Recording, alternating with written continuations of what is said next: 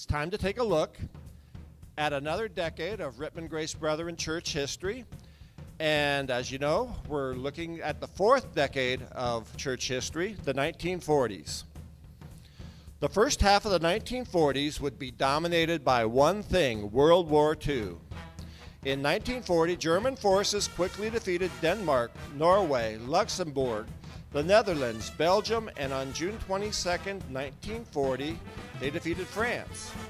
On July 10, 1940, Germany started the air war known as the Battle of Britain as they attempted to bomb Great Britain into surrender.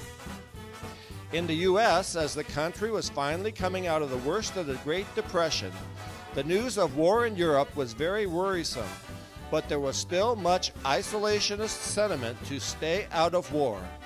That all but ended on December 7, 1941, with the Japanese bombing of Pearl Harbor, quickly followed by Germany and the Axis powers declaring war on the U.S. days later. The entrance of America into the war, along with Hitler's disastrous decision to invade the Soviet Union, turned the tide for the Allies.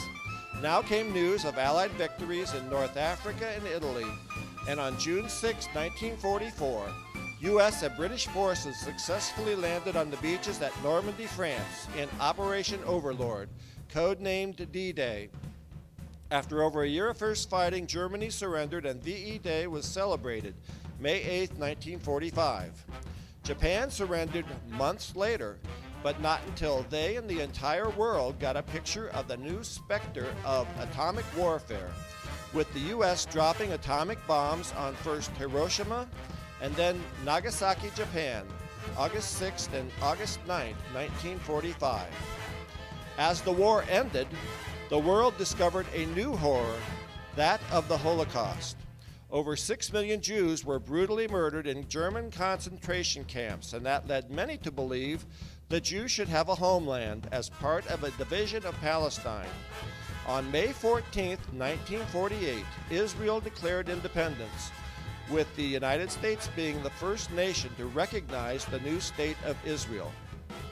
While the U.S. and the entire world were sick of war, Winston Churchill sounded the alarm for a new danger.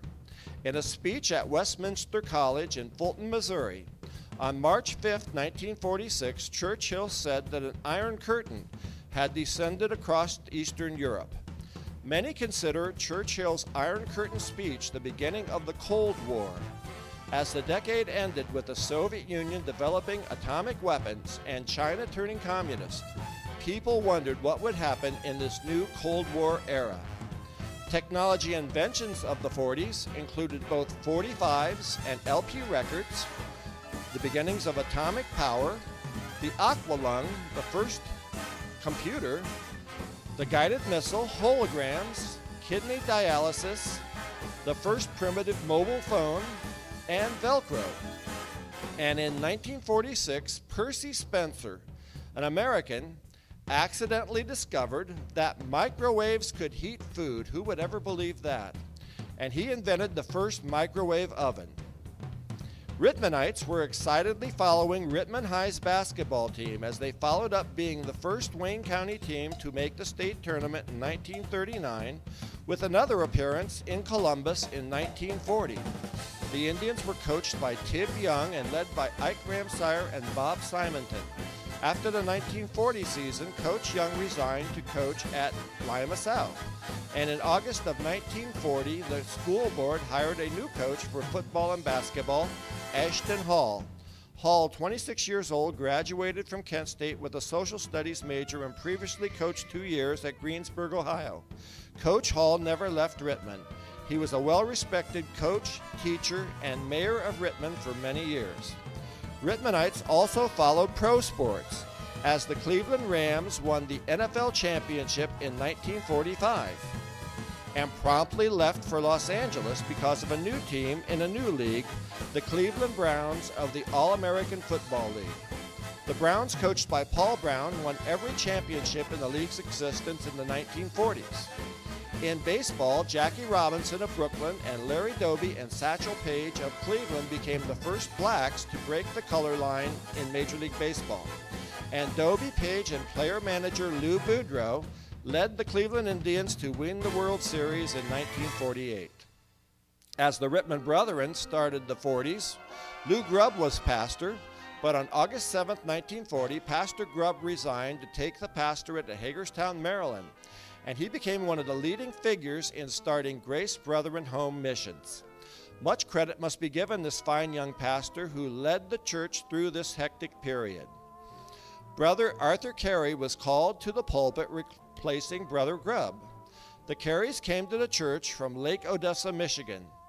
They were a quiet and reserved family and were welcomed into the church. Brother Carey pastored the church until his resignation in May of 1942. The church was saddened by the loss of the Carey family. Reverend Ord Gaiman was called to replace Reverend Carey. The Gaimans were greatly loved and respected by the congregation and highly regarded by the entire community. During Reverend Gaiman's ministry, the church voted to purchase its first parsonage on Clover Street. Reverend Gaiman's ministry, however, was marred by the serious illness of the pastor that caused the church much anxiety, and much to the sorrow of the church and the community led to his resignation in 1947. Lyle Marvin was then called to replace Brother Gaiman. Brother Marvin, who had just graduated from Grace Seminary, and his wife Pat and two boys, Lyle and Lewis, soon won the hearts of everyone. Under his dedicated ministry, the church grew until it became evident that more room must be added if the church was to continue to prosper. With the support of church leaders, Reverend Marvin began to form preliminary plans for a building program, which he soon presented to the congregation. The church voted to proceed with the plans and was quite excited about the building program, but the church was again saddened to hear of the resignation of Reverend Marvin to accept the pastorate in Southern California. I'll be looking at the moon, but I'll be